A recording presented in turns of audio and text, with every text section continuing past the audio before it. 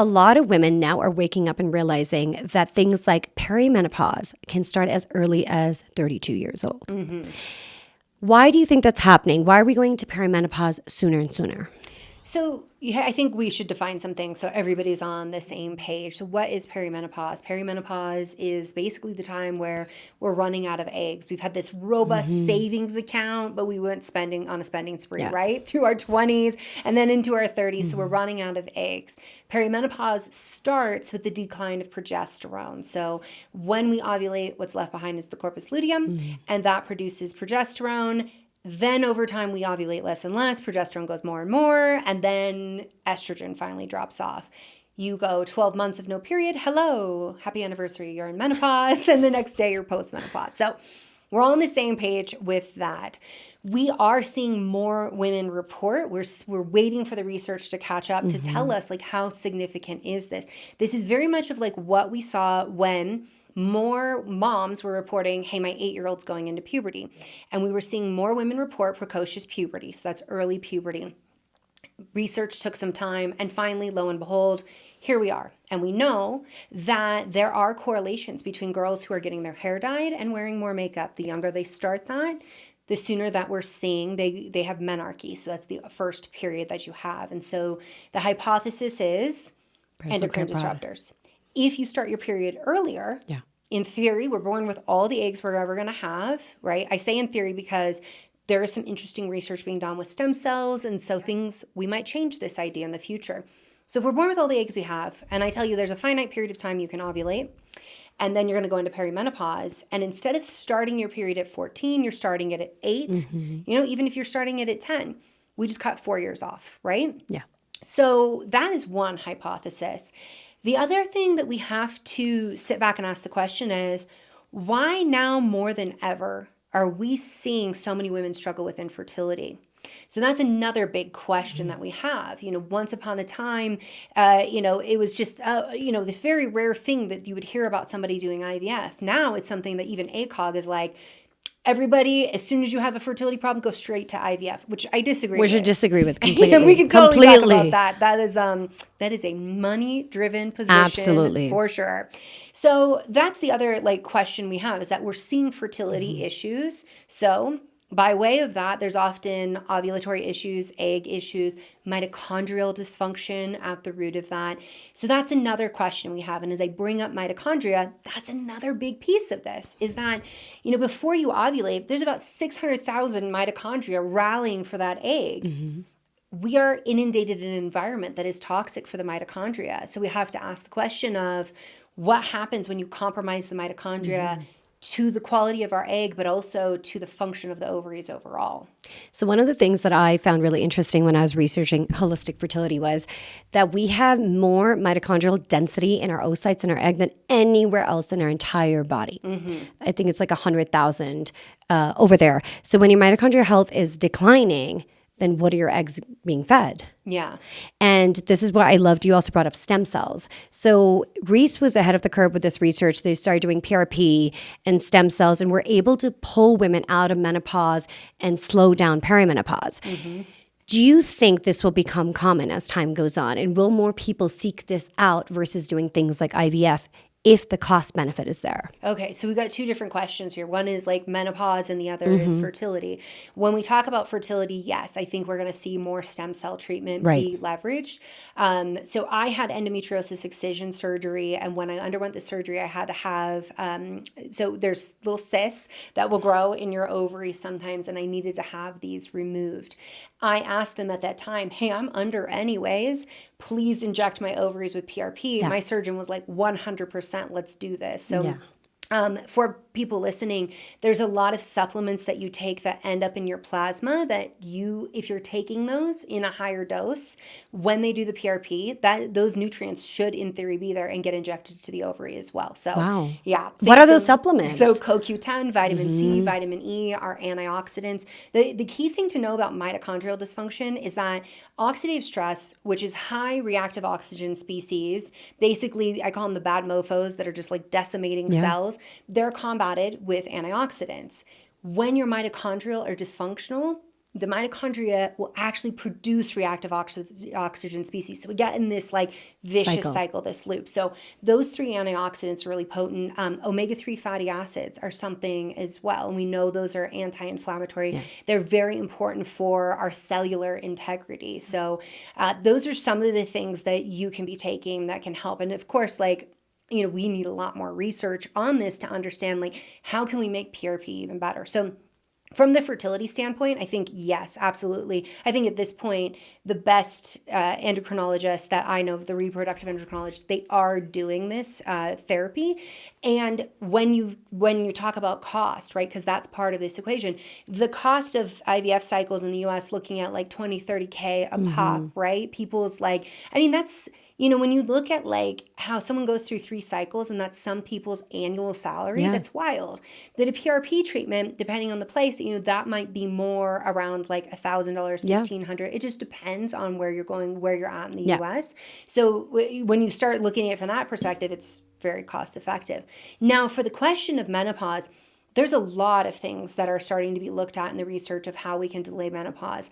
I think that the generation right now who is making that transition in menopause, right? So they're about 10 years older than me. I think they're more hesitant around that. They still adopted the narrative of periods make you weaker. They're just horrible. We can't wait to be done with them. And that's not because like, oh, they're just dumb women and they don't know better. It's because they had a generation of clinicians, who were gaslighting them and doing them a disservice. So for them, I think they would be more hesitant. For someone like me, I'm like, sign me up, right? Absolutely. We're seeing rapamycin as a potential therapy. That's something that I'm like, I should probably consider that in a couple of years. Yeah, I take rapamycin. Yeah, it's something where, you know, we have to stand back and say, okay, there's no clinical trial as of yet. It's coming, right? They're in the works, but we have to look at like, well, I only have so much time, right? Yeah. Like, am I going to wait 5 years?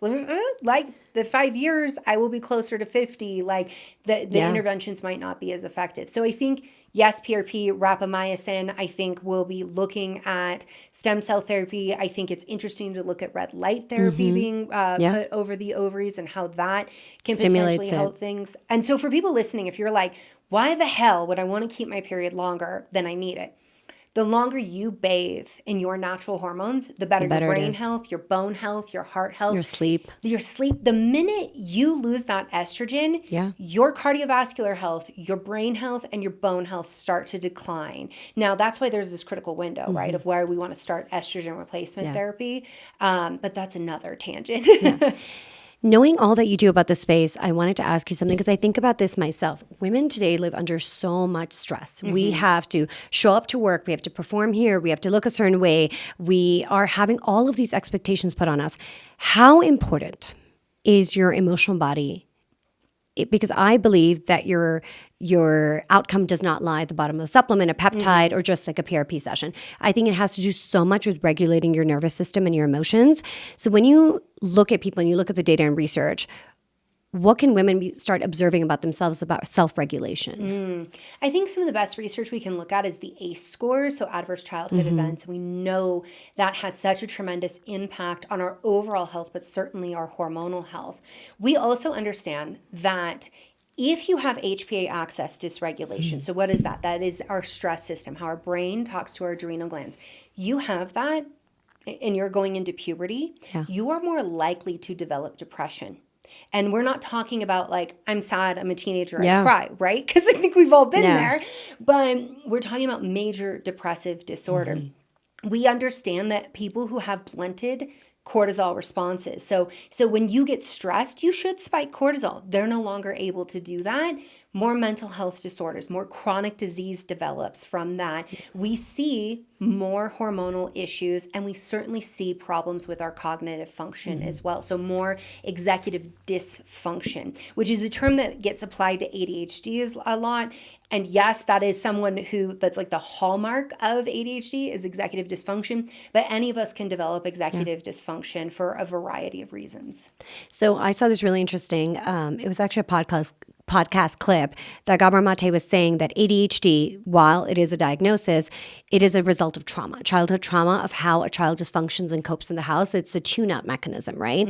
So it goes back to the ACE score and saying that if you have this self-awareness, again, it's not about medicating it, but having that awareness and moving through, releasing some of that trauma in your body so that it doesn't show up and dysregulate your health. Yeah. Well, you have to, I would challenge Gabor on this because we do know there's a very high genetic component with ADHD. So there's like 70 to 80%.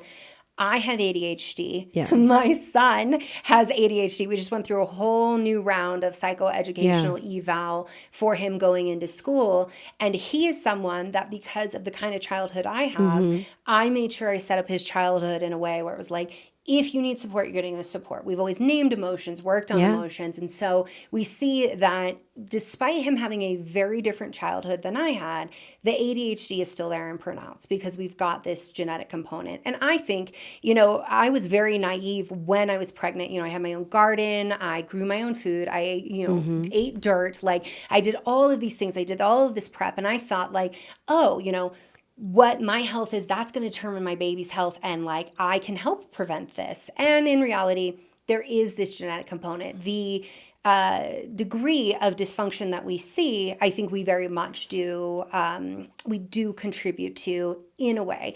I don't like this whole blame moms for any neurodivergence, where people are like, it's mom's fault because of this. And that's what the research has mostly done, like through generations. But we do see this component. So for women who are listening, who are thinking about getting pregnant, mom's metabolic health matters greatly. Absolutely. So whether you are obese or overweight, if you have diabetes and how significant your diabetes is, so insulin resistance to gestational diabetes, and if you need medication, that is more strongly associated with the development of ADHD. However, I also challenge this research in the perspective of like, there is what happens in utero, there's inflammation and there's hypoxia, right? There's all these things that happen that we know when we are metabolically inflexible in pregnancy. But how did you get there? Right. Right? It was lifestyle. And what does your child then get exposed to in the home? It's lifestyle. So it's a question of like, was mom's pregnancy what made baby's ADHD worse? Or was it mom's lifestyle that led to these factors that would have, been higher risk factors? And then therefore the child was exposed to those same lifestyle components. What about the whole role of like generational trauma that carries down and can be experienced in your cells, in your DNA, and it expresses it expresses as you go on. So no matter what the mom did in terms of lifestyle, if you haven't dealt with certain things, certain emotions and stuff, those will carry through. Yeah, we have less research on kind of like that soft concept of trauma, right? Of like, oh, I had a bad childhood, I didn't work through that, and then I had a pregnancy. But the strong traumas, right? So Holocaust survivors, those who have been through famines. So we know that if mom went through a famine, that will change baby's metabolic health because your body's brilliant. And it's like, whoa. We didn't have enough food. So when I am born, I need to store food. Like I need to store food and I need to be safe. And so I think it's completely plausible that if we have an emotional dysregulation due to trauma, that this is going to play out in our hormones and that could have an effect on our child. When it comes to things that are complicated like ADHD and autism, people are always looking for one gene. We know there's like 80 genes. So, and we know that there's clusters of genes, which is why in certain neurotypes, we see higher incidences of endometriosis. We see higher incidences of autoimmune disease. There are higher incidences of other co-occurring conditions. Right. It's, also something that with roughly 30% of autistic children, there is co-occurring intellectual disability. And that is something where we have to piece out because we need to actually study what is contributing to intellectual disability. We know metabolic dysfunction in a mom may be what is contributing to that. If we have hypoxia, not getting enough oxygen in utero, that could contribute to the intellectual disability, which is separate from the autism. However, the autistic genes were predisposing, right? To the epigenetic input that then flipped the switch for your child to go and develop intellectual disability. With all of that said, if you're a mom listening to this, none of this is your fault, right? Yeah. Because we have complex issues. Like this, to say it's your fault is to assume that everyone has access to healthcare. Some people live in rural areas. They don't Absolutely. have access to that. Awareness. Yeah, or food. Education. I mean, as we know, like not everybody has access to being able to eat whole foods or have the means to do that. So we've definitely, I want people to understand that like it's very easy to be like, if mom just ate better. However, we have systemic issues that also have to be addressed that we can enable someone to eat better.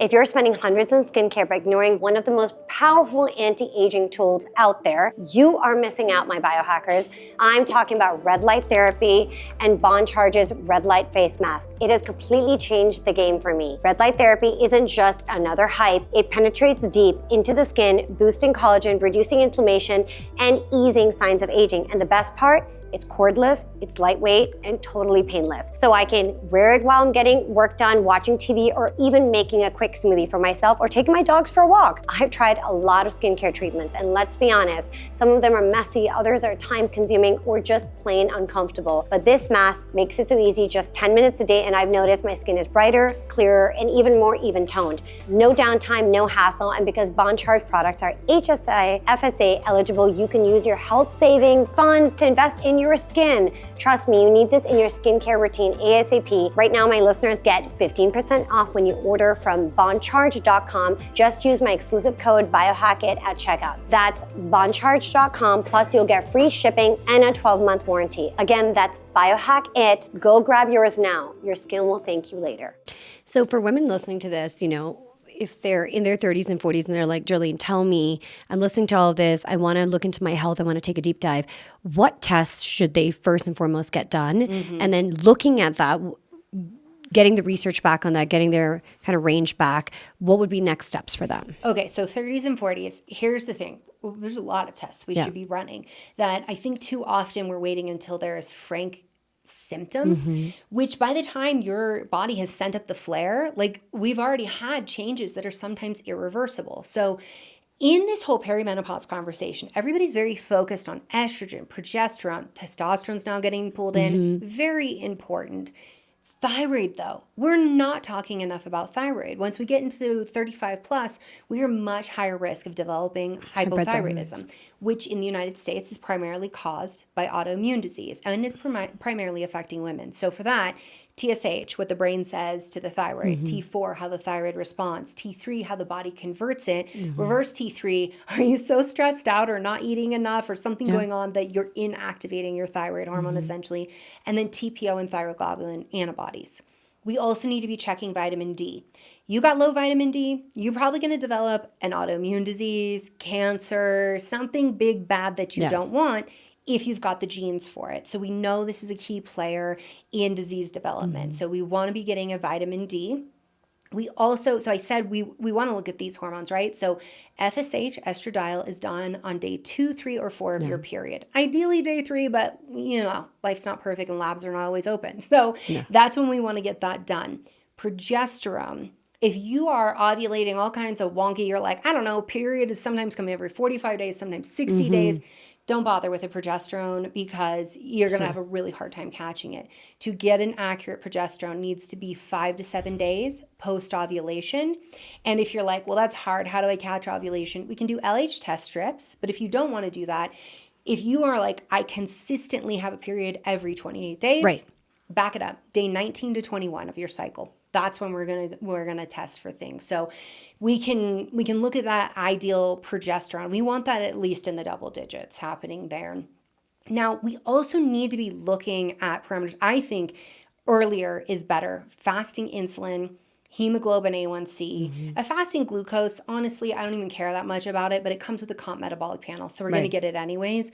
And why I say don't care that much about it is because you could be fasting on your way to the lab and somebody cut you off in traffic. I know, You could be scared of needles. Now your glucose looks like it's up because your stress response begs glucose to come out to play to fuel your muscles. So that's why we want to look at fasting insulin, because fasting insulin is the first problem we see.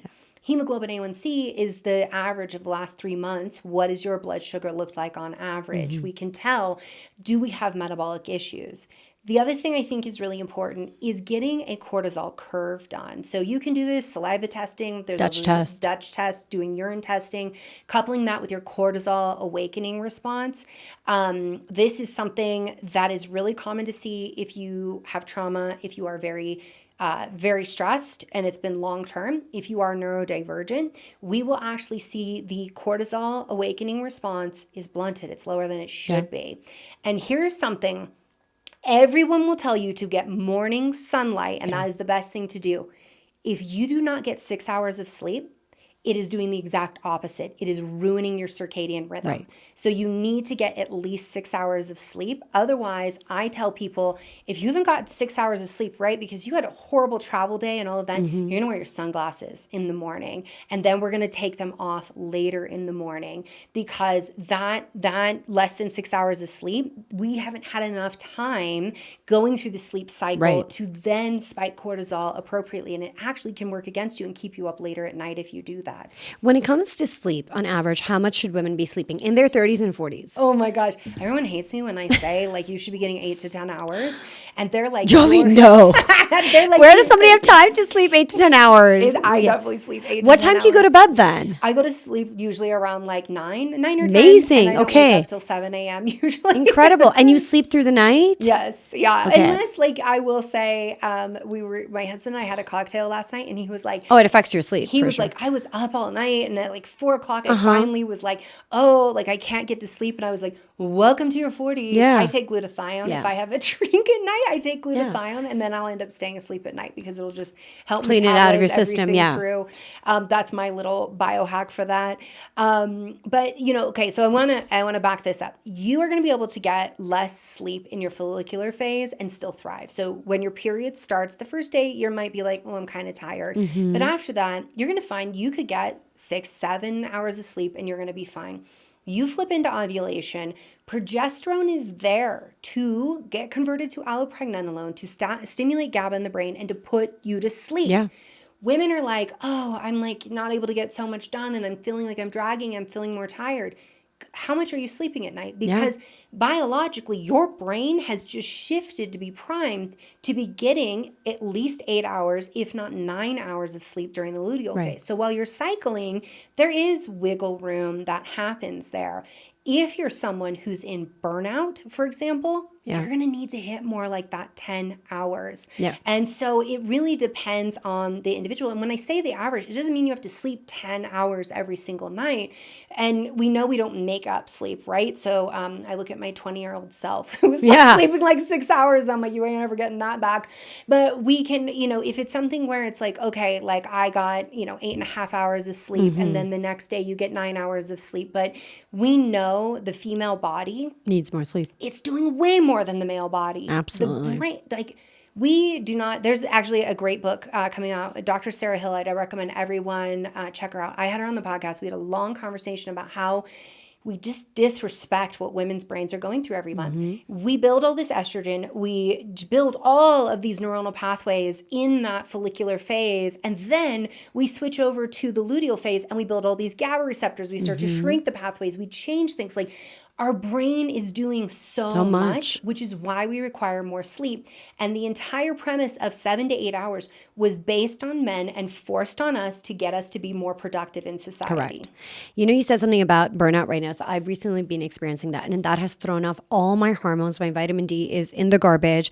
I have developed a little bit of hyperthyroidism. Iron deficiencies have come up. So it's so crazy that how stress impacts women so differently and can cause havoc on our hormones versus men. Yeah. And that's why I always talk about a lot of these biohacks that people go through, and they're like, oh, I'm just going to do really long fasts. I'm going to do cold plunging all the time. That doesn't work for our body because we don't perceive good stress and bad stress. It's just stress for us. So if you're already stressed out and you're inflamed, that's it, basically. Yeah, no, you're absolutely right about that. It's like, is fasting great? Yeah, but done at the right time and in the right way. And if you can take body. it, Is cold plunging great? Absolutely. I went to Iceland and I posted photos of me like doing the sauna. I mean, this is just like the way Hot they cold live. therapy. And jumping into But they're the tuned cold for lake. that, right? Yeah, and people were like, well, where are you at on your cycle? I'm like, I'm in Iceland when I'm in Iceland. Yeah. Okay, like I'm just like rolling living your with bike. it. Yeah, And, like seriously, I've put my body through enough things that I know that like there's a resiliency. Like Yeah. if I play one time in Iceland, I'm gonna be fine. But But when we are day in and day out inundated with stress, and then we expose ourselves to more stress, right? So like if you're someone who is incredibly stressed out, you have an autoimmune disease, let's say it's Hashimoto's, you're hypothyroid, your hormones haven't been worked out, your medication isn't dialed in, and you're doing high intensity interval training, you're going to be like, what's wrong with me? Because 3 days after that, I'm still wrecked. I can't get out of bed. I'm so sore. And it's because, is this kind of training bad? No, it's amazing. And the research But your body can't great. support it. But at this time in your life, it's not the best thing for you. And can you get back to that? Absolutely. But first, you need to work on what is going on. This kind of brings me to the next topic I really want to talk about is a link between stress and your libido. So obviously, we know when we start hitting perimenopause, menopause, our hormones shift so much, so libido can shift as well. So how would you tell women to keep their life still spicy? And how do they create more awareness about the stress in their life and how that's affecting the libido? Yes. Okay. This is what you have to understand about perimenopause. And I'm glad that I gave you the progesterone spiel at the top of this, because progesterone acts as a buffer against stress. So GABA is like, stop, chill. I always think it's like, chill, baby girl, be cool. Like, you're going to be fine. Like, easing you, you know, like a mom rocking you. Being like, it's going to be okay. And when you lose that progesterone, you lose that stop, that break. And now it's all gas pedal of cortisol, norepinephrine, stress hormones happening in the brain. So you are going to feel like the stressors you handled in your 30s, they're way more impactful. That's real. That's not in your head. It's happening in your head, but it's not, you're not making it up. So with that, we have to step back and understand, how do women's libidos work? So society tells us like women just don't want sex, and men, you know, they always want sex. There was actually a new study that came out and said that myth alone, if you believe it, the worse your libido is. Just you by believing that thought. Men, worse their libido are if they think the expectation is they're supposed to always want it. Women thinking, I'm just a gatekeeper, I am not I'm not supposed to be sexual. They also will manifest that in their body as a reality. So firstly, let the myth die. It's not true. Now, secondly, we have to understand that the brain is the primary sexual organ. And I go through all of this in my book, Is This Normal? Talking to you about how what happens to your nervous system affects your ability to receive the sexual signals and the input. The sexual stimuli of maybe like, you know, your partner kisses your neck, and that usually does it for you. That travels to the brain. The brain's like, this is good. Yes, get everybody all together on this. Like, you know, send arousal out, get everything going. If you are stressed, that signal can't move. I call it, it's like a train track, and we've just got blockades on that train track. So when your partner tries to send the signal, it actually can't move. So when we talk about women's libido, we have to parse out that, one, not everybody has spontaneous desire, which is what we see in the media. You just always want it. You just like, they just look at each other and orgasms happen, right? No, there's like half of us that, you know, need to actually get things going before we're like, oh yeah, no, wait, yeah, I like this. I'm into this. And that's normal. It also changes with our cycle. You're more in the mood, what they call the sexual phase of your cycle, 6 days around ovulation. You're less in the mood post-ovulation. Why? Because the egg has been dropped. There's no chance of getting pregnant. Your biology is shifted to, I might be pregnant. Let me get my community. Let me keep myself safe. So you have to understand that some things are just biologically natural, and that we have been told a story that's not true. But if you are experiencing stress, you need to, I like to do this little thing with patients where I'm like, just brain dump and write everything that's stressing you out. Because what we often find is that when we look at that, there's things that are fabricated stress. There's things that we're taking on and we're making into a thing that don't have to be a thing. Cross those out and let those go. And then we want to look and take inventory again and say, like, what is something I can change? Start to circle those. One of the biggest stressors women face that keep them from getting in the mood and put them out of the mood is body image issues.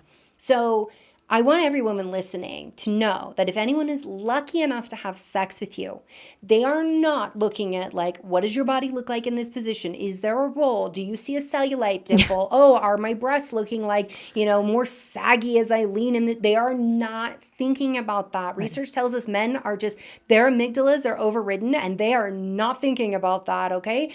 And for women, we think about that and we look at ourselves. And so that's the number one stressor that you can address and you can start to do something about, because in perimenopause and menopause, our body shifts and changes. We've got to grapple with what society has told us. Now, the very big silver lining is the other big thing that gets us out of the mood and can block your libido is the threat of an unintended pregnancy. Yeah.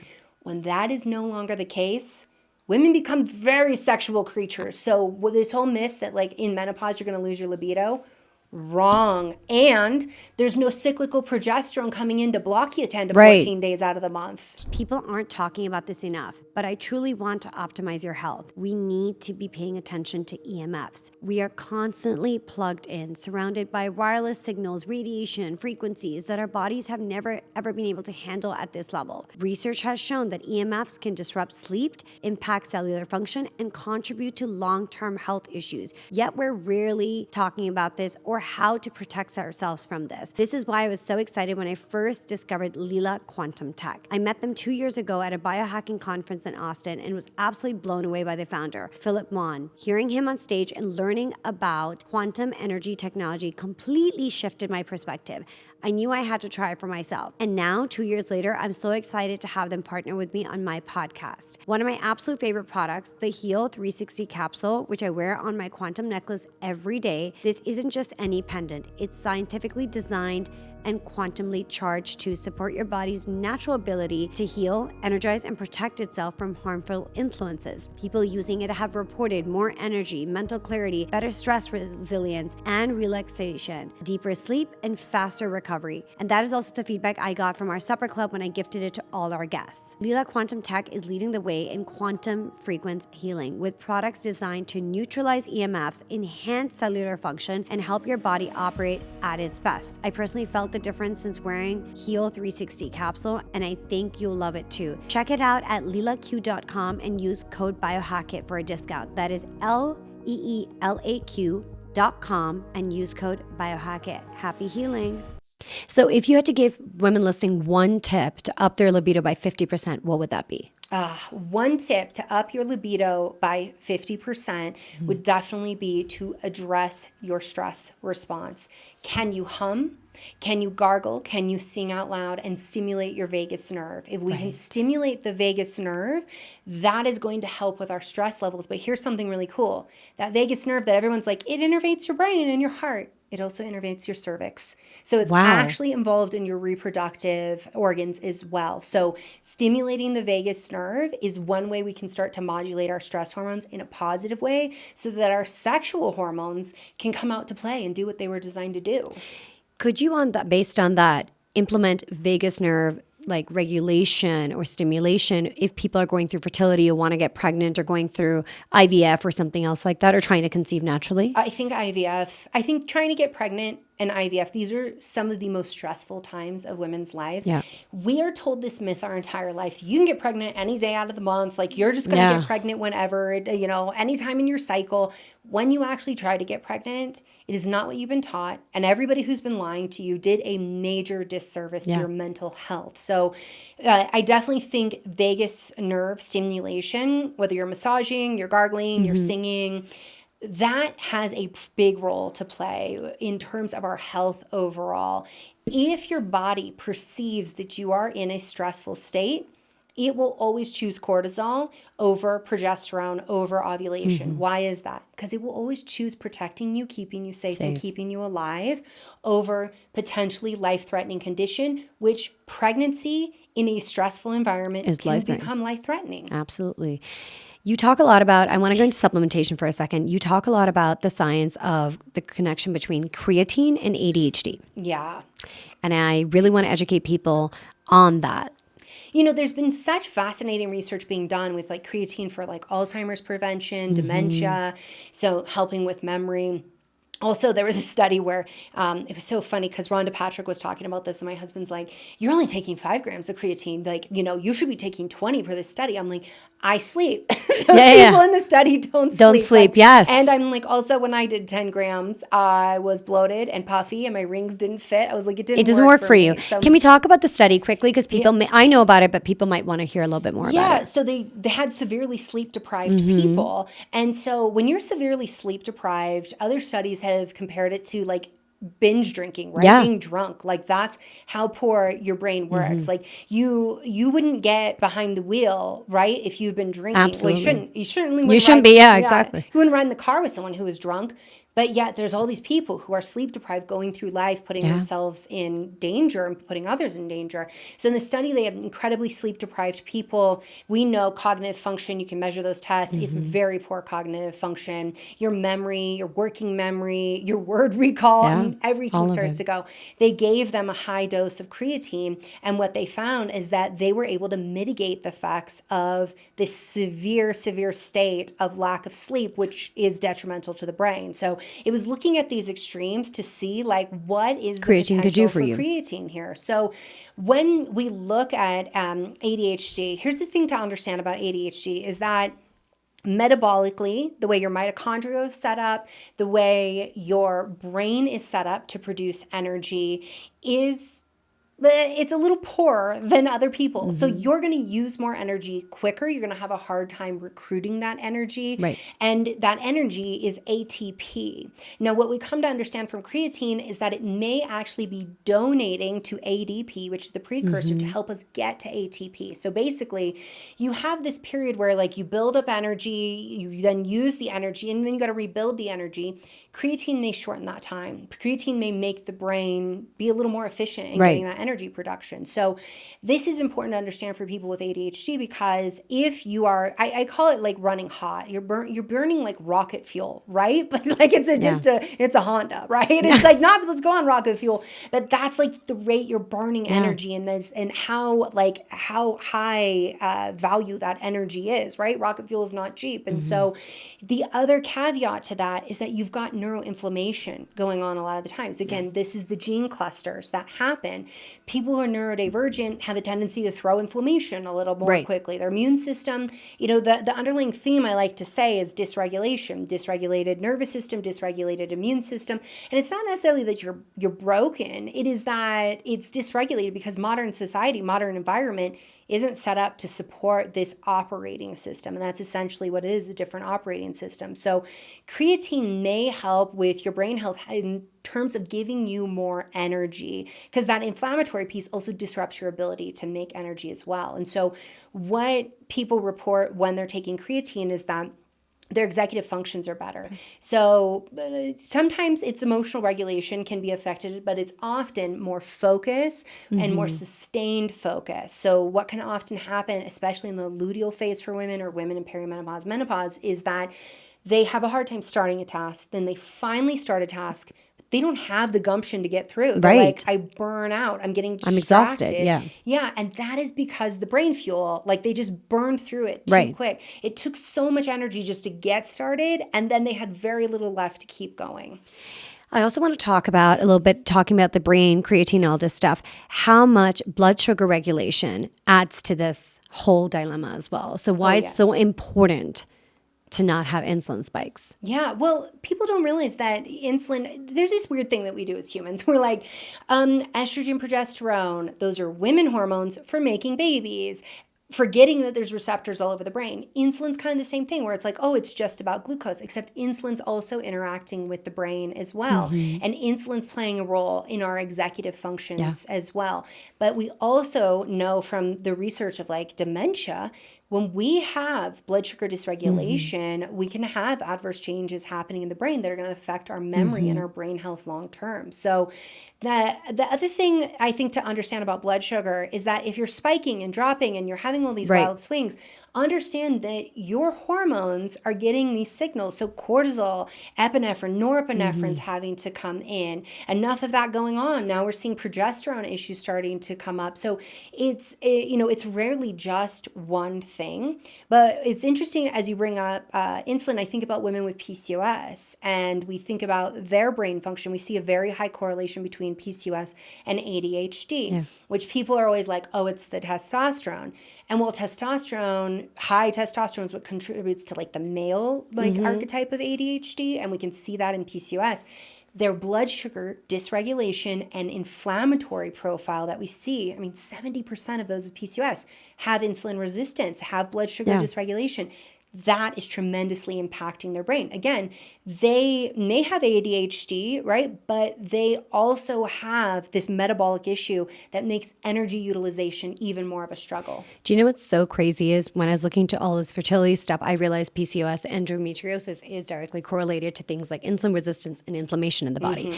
But when you go to your traditional gyno or, a general doctor, they don't address that at all. That's not a concern for them. And they're just trying to put you on one form of some sort of medication versus being like, let's do these things to lower your inflammation markers, balance out your blood sugar.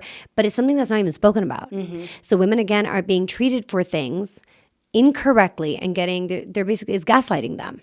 The thing you have to understand about modern gynecology is that they're expected to do so much. So much. In fact, I think too much, in the fact that you have a gynecologist who is like there delivering babies, seeing someone through a pregnancy, but then they're also expected to be a hormone replacement specialist, therapy or menopause specialist, and they're also expected to understand like diabetes and understand blood sugar management, and they're supposed to understand endometriosis, which, by the way, every endometriosis surgical specialist has said on my podcast every single time, without fail, if your gynecologist delivers babies, they should not do your excision surgery because you need at least 50 under your belt every single year, if not more.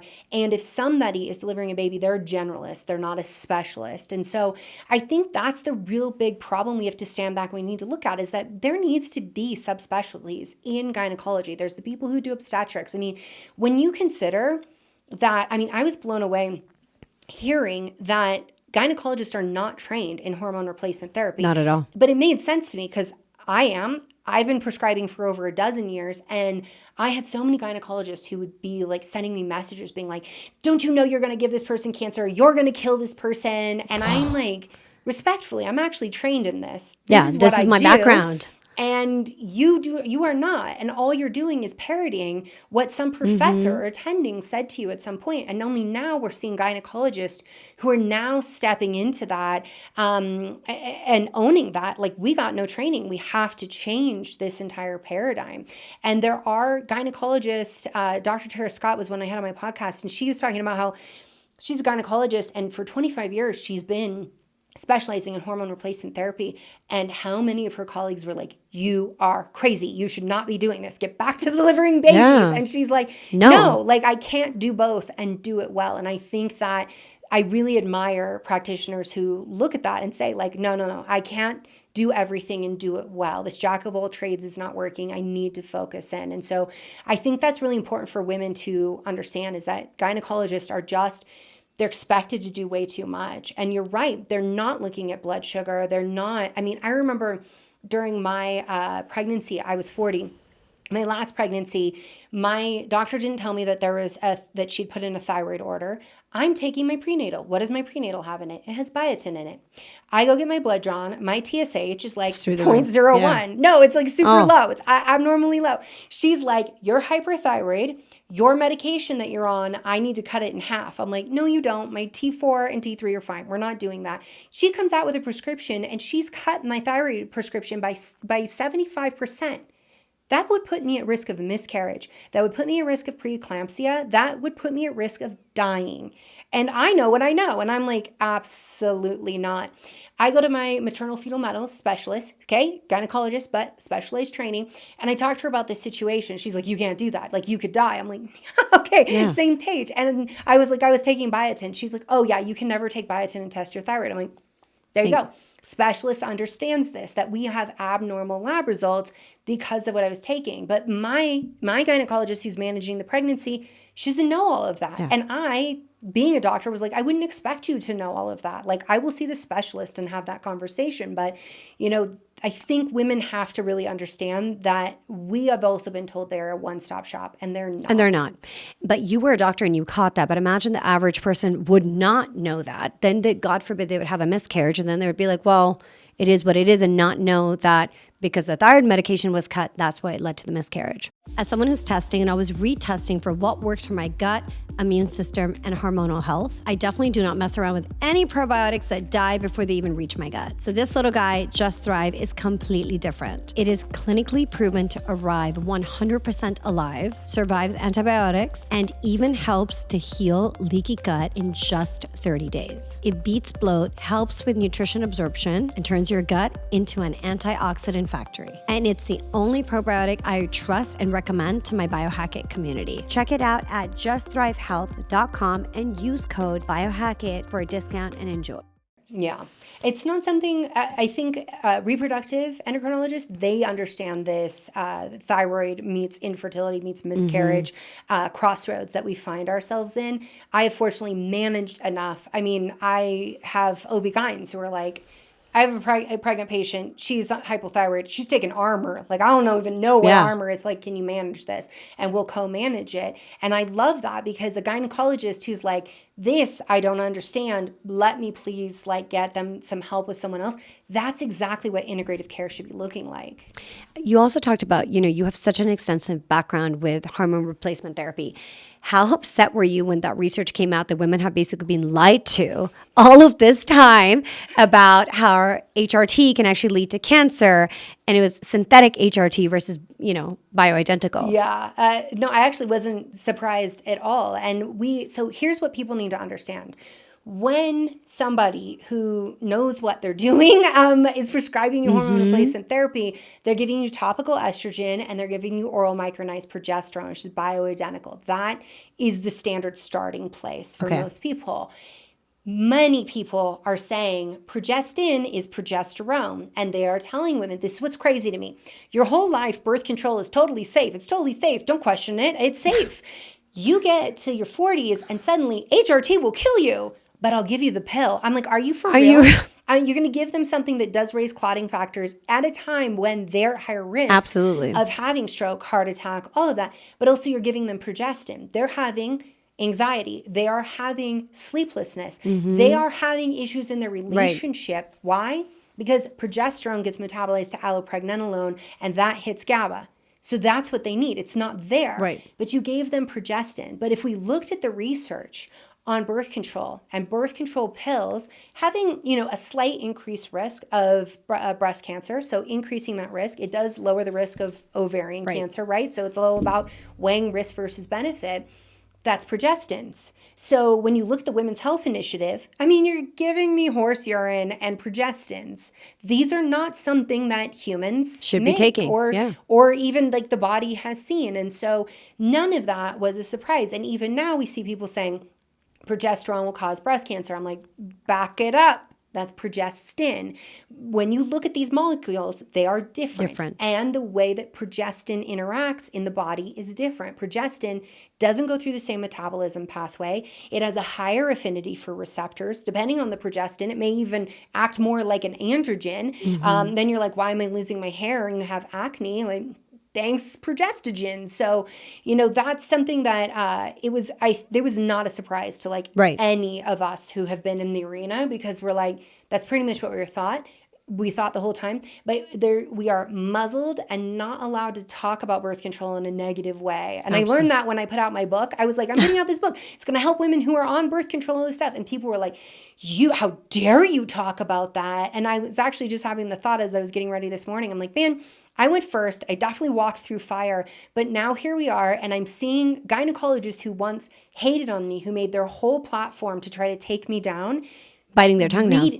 reading how to be on the pill. Yeah. They'll never give me credit, but they're literally going on podcasts, and I'm like, that is literally in Beyond the Pill. The book you said was a dumpster fire. And now you're saying that. And now, we're seeing that conversation, which I'm like, this is so amazing that, here we are now finally starting to be able to be free to talk about these things. So for women listening, they're like, we've heard this. Okay, we don't want to go to our gynecologist.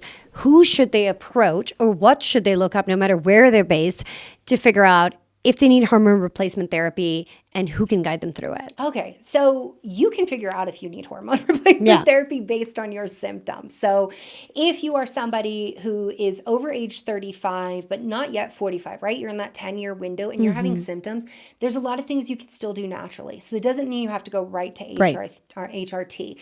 45 is the acceptable age for menopause. If you are in menopause before then, first we got to figure out, is it really menopause or is it something else? Yeah. And we can actually, we can start these hormones if necessary. So you can figure it out based on your symptoms. And I think a lot of women intuit, something is wrong, I need more. I would recommend looking at the Menopause Society's directory. These are people who they tend to be much more critical thinking, and they look at the research, they look at the guidelines. The guidelines are very different than what you're seeing, perhaps coming out of ACOG, the American College of Obstetricians and Gynecologists, in terms of how women should be managed. And they change faster. They do a lot of continuing education for their providers as well. So these are people who will be certified menopause specialists, and they're going to understand HRT. Now, they still may be offering you, synthetic progestins. So that is something that you have to ask for. You will run into. And I want people to understand that sometimes HRT can be cost prohibitive. It really shouldn't be. I mean, Prometrium, which is the bioidentical progesterone, depending on your insurance, might be $5 for a month's supply. Right. Estrogen can be really economical, but sometimes the pill is completely free. Yeah. And people are like, I need symptom relief. I can't afford these other things. And I'm 42 and I can't get pregnant. And listen, you could get pregnant at 42. Yeah. There's no rules. There's no rules here about this that says that you can't. So sometimes the pill might be the best thing for you. But when it's just primarily for menopause hormone therapy. So when we narrow in the language to this demographic, that's where we want to be using our bioidenticals. And also for women listening, right? Because they're taking in all of this information. They're like, Jolene, I'm just getting so overwhelmed with where is my starting point? Yeah.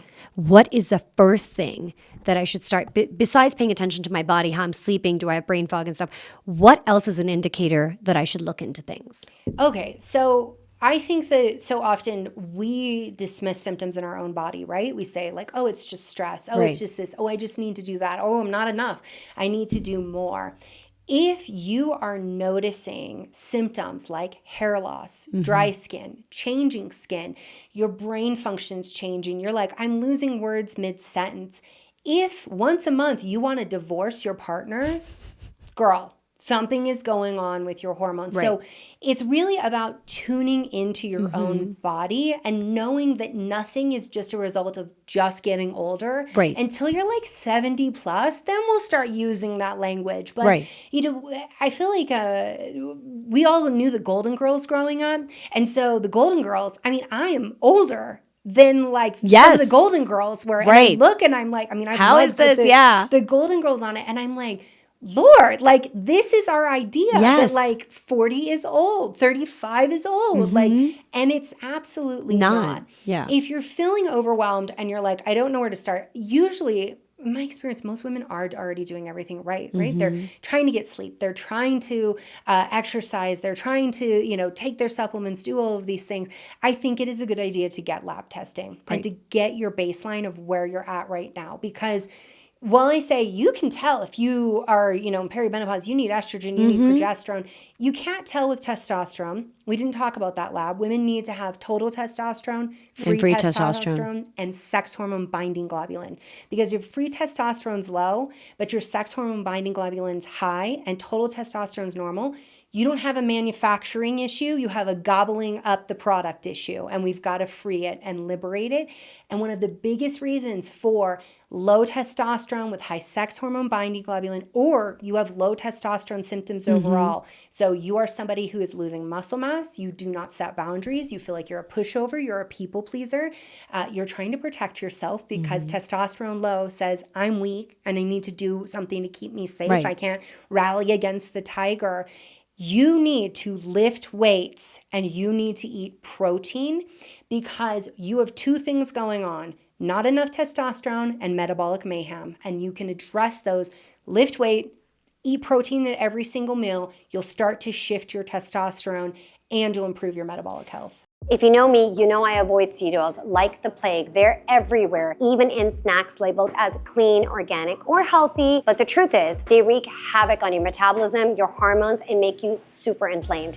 That's why I'm obsessed with Prima, one of the few products I completely trust. Prima was created to push back against processed artificial foods and bring us back to real, nutritional, ancestral ingredients that actually nourish your body. It's packed with 100% grass-fed beef tallow, grass-fed collagen, and grass-fed whey protein, delivering bioavailable nutrients for muscle recovery, joint health, and overall vitality without any of the junk. No seed oils, no refined sugars, no artificial additives, and the best part is one of the few products that is certified seed oil safe. I always keep Prima stocked in my bag. It's my go-to post-workout, between meetings, or anytime I need an easy, high-quality protein boost. Getting in at least 1 gram of protein per pound of body weight can be really tough, but it's essential for building and maintaining muscle as you age or going through a fertility journey in your 40s and 30s like I am. And the flavor is delicious. Cacao, mocha, and salted caramel. You really can't go wrong. My favorite flavor is the salted caramel, plus the Prima bars are sweetened with organic raw honey and only contain organic whole food ingredients. So you're fueling your body with real clean nutrition. Because you're part of the Biohack-it community, you get 20% off. Just use code IMAN20 at eatprima.com. Ditch the seed oils, fuel your body right. You will feel the difference, I promise. So it's so funny you're saying that. I recently got tested. I did all my functional labs and my testosterone came back extremely low. I'm lifting weights. I prioritize protein, but it just wasn't enough. And I think it's because of chronic burnout. So do you want to talk about that? Yeah. I want to go there. Yeah. Okay, so we've got two places we manufacture testosterone, okay? Ovaries and adrenal glands. Right. When the ovaries go, we lean back on those adrenal glands. They produce DHEA. We can measure this via DHEA sulfate. We can do that in the blood. This is like why I like a Dutch test, because the Dutch test, this is what I look at. Insurance, sometimes if I'm going to order all of these hormones on insurance, we're going to look at like $500. Or I can order on the Dutch test and it's like $300. Right. So sometimes we have to weigh it. People are like, Dutch is expensive. I'm like, yes, and copays suck too. So we have to figure it out. Yeah. But with DHEA, that is coming from the adrenal glands. That gets converted into testosterone and estrogen. This is why some women, they're going through perimenopause, menopause. They're like, I'm not having the same problems you guys are. Okay, because you handled your trauma. You took care of your adrenal glands. You're sleeping. You listen to Dr. Brighten. You're doing all the things. No, you're not doing that 6 to 7 hours being like, I don't have time, right? You are doing good blood sugar management. And so your adrenal glands are healthy and robust. Ready to go. And they're able to support you. Yeah. The problem that we're seeing is this sandwich caregiving. This is what happens when women, this is so lame. You're perimenopause and menopause, and then you got to take care of kids and take care of aging parents, and in a society that's not supporting you with either of these things. And now your adrenal glands are basically like, they're on a life raft being like, please. So, help us out. Yeah. And so you can be lifting weights and eating protein and doing all that right. But again, if you're not handling your stress, I have, in my book, Is This Normal? I did this hormone pyramid, and the foundation, if you guys can see me, the very bottom is insulin and cortisol. That's metabolic health and stress. In the sandwich right above that, that's going to be thyroid, and at the tippy top's the sex hormones. The sex hormones are the ones we feel so much, and we want to chase them down. We want to fix them. It's the bottom. But it is the foundation that is not solid. And I think so many women living in, especially in the US, right, where we're supposed to work a certain way and we're trying to fit in the workouts and be socialized, and a lot of them are moms and they also have to look presentable. There is just so much chronic fatigue going on that's basically spiraling everything out. But we're just programmed to live that way because that's what's expected of us. And on the flight over, I lost my luggage. And I thought to myself, the stress I'm going through to fucking figure out my luggage compared to a man and how he would respond to it is completely different. Yeah. And that just spirals us out even more. And it took me, Jolene, 2 days. Like today I actually slept and felt better. But yesterday I was still, because I dysregulated my nervous system so much, I felt like shit yesterday. I should have called you because why I sent you the, so I have had this happen to me enough times that I just embrace it of like, the it is universe what it says is. you have to go shopping. Yeah. The universe says you have to go shopping. And so that's why I was like, okay, in Mexico City, we actually have like all the Parisian designers. Like we have like the biggest mall in Latin America is in Mexico City. Like there are options. Like, but the contacts thing is like, what do you do? What do you do there? Yeah. Yeah. That's the tricky one. And as we're saying all of this and you were talking about like women have all of these pressures, that can strain our relationship dynamics with our partners. And that can lend itself to having libido issues as well, because women have to feel supported in a partnership. And, there's one way that men sometimes get trained of like, women just handle everything and I can just depend on them. And that's not healthy. That's not okay. That's not good. Because you're living fight or flight the whole time, basically, trying to keep it all together, trying to hold, holding up the table and one leg is broken. You're like surviving. Totally. And that's my message to men is that if you want her to be in the mood more, you want her to crave you, step up more and do the unsexy things of like household chores, putting the kids to bed, like checking in on her more. Because Hallmark is like, oh, she wants roses and chocolate. And then okay, I'll do that. But like no one taught men that actually know her nervous system. Like, so men are always out there saying like, we are here to protect you and we defend you. And I'm like, you're right, but the tigers, the bears, the lions, they're gone. What you now have to defend and protect us from is the stress of life. That is what we need you to step in and defend against, is us taking on too much being put on our plate, of, a mother-in-law who's like putting too much on. Like that's where you become the defender of her nervous system regulation, and she will crave you. Oh, thank you so much, Jolene. I've loved sitting down and having this conversation with you. And thank you for opening up and inviting me down here and coming on to Biohack-it. I think my community has so much to learn from you. Your books are such a source of like encouragement and research and inspiration for so many women. Well, thank you so much for having me. Thank you for tuning into Biohack-it. If you've enjoyed today's episode, please don't forget to subscribe, rate, and leave a short review. It really helps us reach more listeners just like you. Follow us on Instagram at biohack-it for exclusive content and the latest updates. Remember, your health is in your hand and curiosity heals.